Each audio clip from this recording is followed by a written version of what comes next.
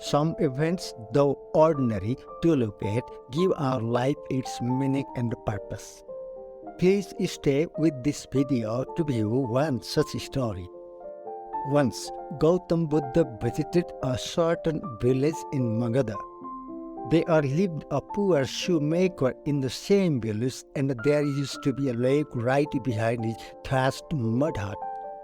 On the very day Buddha came to that village, a strange thing happened.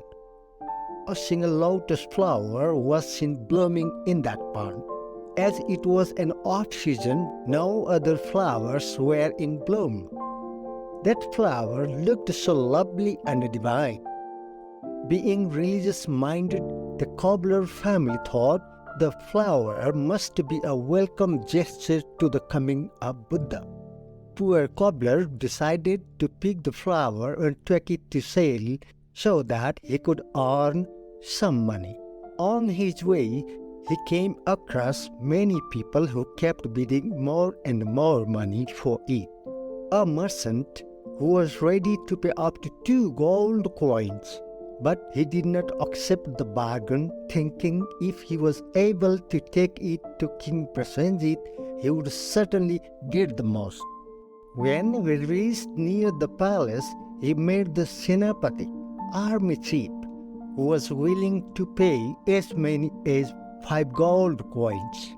That was an unexpected and surprisingly high price to pay for a single flower, and he had little imagined he would get that much. He was about to accept it, but meanwhile King Prasenjit was seen right in front of the palace. The king, like others, was going to see the Buddha and would be so happy to take the flower to him. He readily offered 10 gold coins to have the flower. Now, the cobbler was getting more and more surprised and confused. He wondered what was so special about the flower that people were willing to bid more and more for. But something told him that people from the king himself down to a beggar all wanted the flower only to offer it to Lord Buddha. When he was sure of that, he made up his mind not to sell it and said boldly to Prasenjit, "Victory to thee, O king! Please excuse my direct answer. I am very sorry about it and beg your pardon. Certainly, the pool of greed had brought me to you, but now in my heart of hearts I don't feel like selling it, and I myself know not why. A very ordinary thing as a flower has become usually so significant just for the presence of Buddha. All are only too ready to spend so much while I got it for free without having to pay anything. It is not every day that Buddha comes visiting here. So why should not I go and offer this flower to Lord Buddha's lotus feet myself?"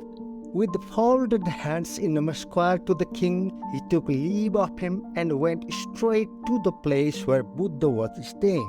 He then placed the flower with his own hands to Buddha's lotus feet and was too happy to have his blessings in return.